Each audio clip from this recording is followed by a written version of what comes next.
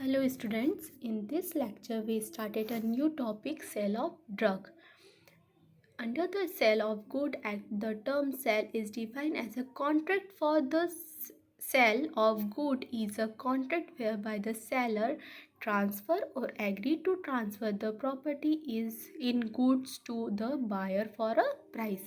Cell का मतलब क्या होता है? एक कॉन्ट्रैक्ट होता है सेलर के बीच में और बायर के बीच में एक, और उसका एक स्पेसिफिक प्राइस होता है कि वह किस तरह से उसको सेल करेगा, किस तरह से उसको बाय, मतलब जो बायर है वो किस तरह से उसे बाय करेगा एंड सेलर किस तरह से उसे ट्रांसफ़र करेगा, ये सब, और कैसे क्या प्रॉपर्टी होगी ट्रांसफ़र की, और जो गुड्स, जो स्पेसिफिक चीज़ है या फिर बोल सकते हैं उसे किस तरह से क्या करेगा, ये सब चीज़ें कहाँ आती है? सेल में.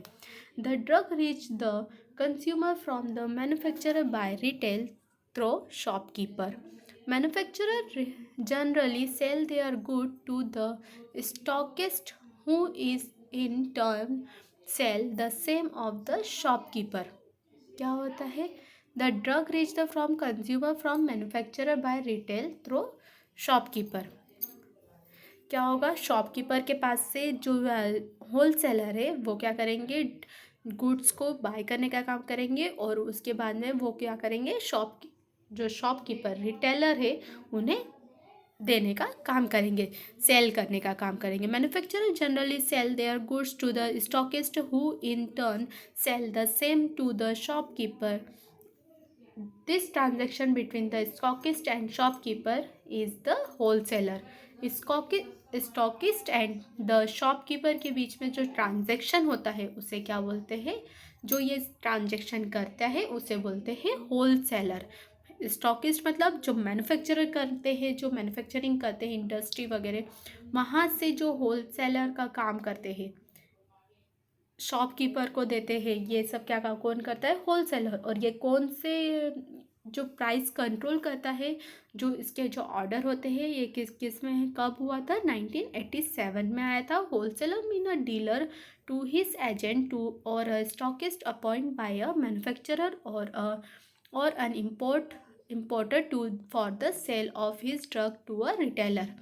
ये क्या करते हैं? ये अपॉइंट करते हैं, जो मैन्युफैक्चरर रहते हैं वो अपॉइंट करते हैं होलसेलर को. वो जो फिर होलसेलर क्या करते हैं? रिटेलर को बाय सेल करते हैं, और रिटेलर क्या करते हैं? कंज्यूमर को, मतलब आम लोगों को, जो पीपल्स है उन्हें सेंड करने का काम करते हैं, ड्रग को सेल करने का काम करते हैं. Wholesale of drug other than those specified in schedule C, C1 and X. इसमें कौन सी ड्रग आती है? जो अदर होती है C1 एंड X के. The license issue in form 20B is subject to the following condition in addition to the general condition discuss earlier. The licence should be display in a prominent place open to the public. मतलब आपका जो licence है, जो other, उसके लिए कौन सा form भरना पड़ेगा? 20B. अदर ड्रग है C1 और X क्या specified, those specified in schedule C1. मतलब इसमें जो स्पेसिफाइड ड्रग है उसके अलावा जो ड्रग है उसके बारे में क्या है, उसके लिए क्या रूल्स और रेगुलेशन से क्या कंडीशंस होती है, ये सब हम इसमें देखेंगे. इसके लिए हमें फॉर्म फिल करना होता है 20B. The licence should be display on prominent place open the public. ऐसी जगह आपको आपका लाइसेंस लगाना है जहाँ पे पब्लिकली आप उसे देख सकते हो. ये सब किसके लिए? होल सेलर के लिए. ठीक है. The licence should comply the provision with the provision of the drug and cosmetic act 1940 and rules they are under in force. क्या होगा इसमें? ड्रग एंड कॉस्मेटिक एक्ट के अकॉर्डिंग होना चाहिए. Drug should be purchased only from a duly license dealer और manufacturer. ये क्या करेंगे? जो लाइसेंस डीलर है उनके पास से ड्रग को, और जो मैन्युफैक्चरर है उनके पास में प्रॉपर लाइसेंस होना चाहिए. उन्हीं के पास से आप ड्रग को परचेस कर सकते हो, अदरवाइज नहीं कर सकते. Sale can be made a person holding requisite licence to sell or distribute the drug. However this shall not apply to the sale of any drug. an office or authority purchasing on behalf of government, a hospital, medical, educational, or research institute of RMP for the purpose of supply to his patient. A manufacturer of beverage, confectional biscuits and other non-medical products where such drugs are required for processing their product. क्या है इसमें कि अगर आपको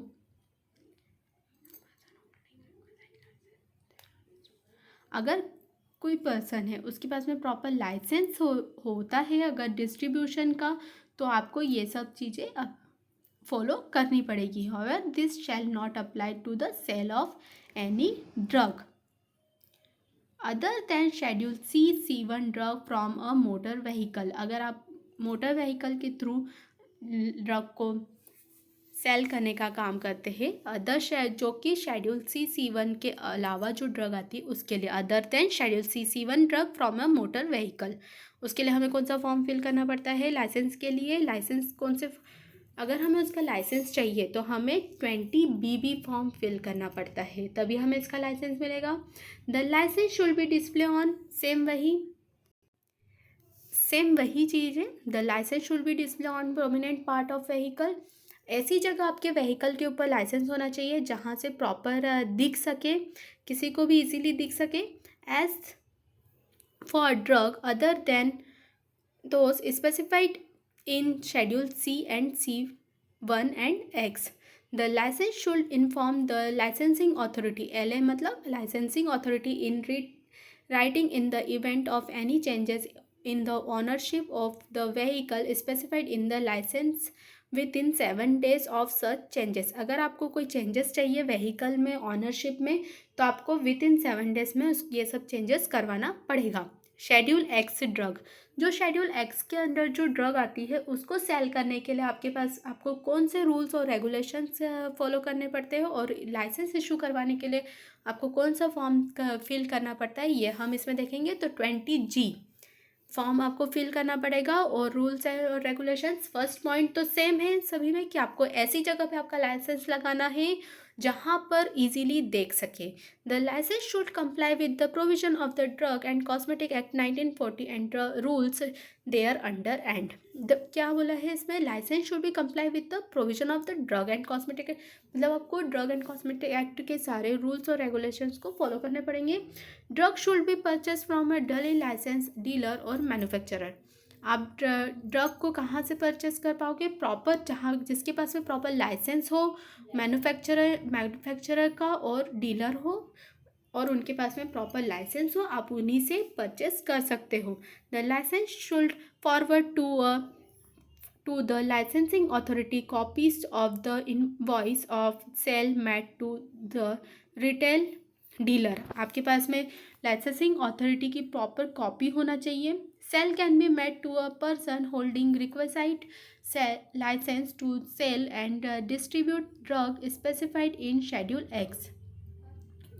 अगर आप जो specified schedule X के अंदर जो ड्रग आती है उसके जो होल्डिंग रिक्वेसाइज लाइसेंस होते हैं जो पर्सन, उनके लिए आपको क्या क्या फॉलो करना पड़ता है? This however does not apply to the sale of any drug to an officer or authority purchasing on behalf of government or an hospital, medical, educational or research institution, nursing home, RMP for the purpose of supply to its patient, or manufacturer holding a licensing to manufacture drug containing the drug specified in Schedule X. Drug specified in Schedule C and C1 excluding those specified in Schedule X. अब C and C1 के लिए कौन सा form fill करना पड़ेगा आपको? 21B. अभी तक के क्या चल रहा था? 20 और अब क्या चल रहा है? 21B.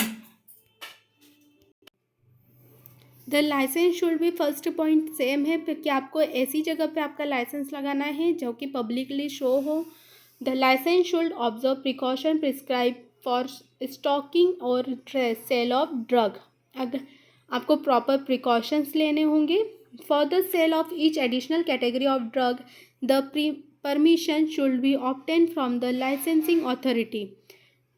No sale of any drug should be made for the purpose of resale to a person not holding the requisite license to sell or distribute the drug, provided that this shall not apply to the sale of any drug to an officer or authority purchasing on behalf of government, a hospital, medical and educational research institution or a RMP for the purpose of supply to his patient, or a manufacturer of hydrogenated vegetable oil, beverages, confectionery and other non-medical products where such drugs are required for processing their product. The license should inform the licensing authority in return in the event of any changes in the constitution of the firm operating under the licence. अगर आपको कोई changes चाहिए तो आपको return में देना पड़ेगा. आप जो फॉर्म भर रहे हैं ऑपरेटिंग अंडर द लाइसेंस, आप जो लाइसेंस के लिए जो फॉर्म फिल कर रहे हैं उसमें आपको वो सब चीज़ें फॉर्म में फिल करनी पड़ेगी. अगर आपको इसमें कोई चेंजेस चाहिए तो आपको लिखना पड़ेगा. Drug specified in schedule C and C1 from motor vehicle. जो मोटर व्हीकल के थ्रू ड्रग स्पेसिफाइड है C1 और C के लिए, तो उसके लिए आपको कौन सा फॉर्म फिल करना पड़ेगा? लाइसेंस इशू करवाने के लिए 21BB. और फर्स्ट पॉइंट सेम है कि आपको ऐसी जगह पे आपका लाइसेंस लगाना है जहाँ से पब्लिकली दिख सके. Precautions prescribe by the licence authority for the storage of drug should be observed. आपको प्रॉपर प्रिकॉशंस लेने पड़ेंगे जो कि लाइसेंस अथॉरिटी के द्वारा दिए गए हैं, जो आपको बताए जाएंगे. For the sale of additional category of drug not included in the license, and license should take permission from the licensing authority. Drug should be purchased from a duly licensed manufacturer. आप वहीं से आप drug को purchase कर सकते हैं जिसके पास में प्रॉपर लाइसेंस हो. Wholesale for resale can be made to a person holding the requisite license to sell or distribute this drug, provided that this does not apply to the sale of any drug. An officer or authority purchasing on behalf of government or a hospital, medical, educational and research institution or a RMP for the purpose of his patient, a manufacturer of hydrogenated vegetable oil, beverages, confectionery and other non-medical product. The license should inform the licensing authority in the writing in the event of any changes in the constitution of the firm operating under the licence. Same वही है कि आपको अगर कोई changes चाहिए तो आपको वो फॉर्म फिल करना पड़ेगा जो कि इसके अंडर में आता है. अगर आपको कोई चेंजेस चाहिए ऑनरशिप, व्हीकल ऑनरशिप में अगर आपको कोई चेंजेस चाहिए तो आपको विदिन 7 डेज़ में आपको ये चेंजेस करवाना पड़ेगा.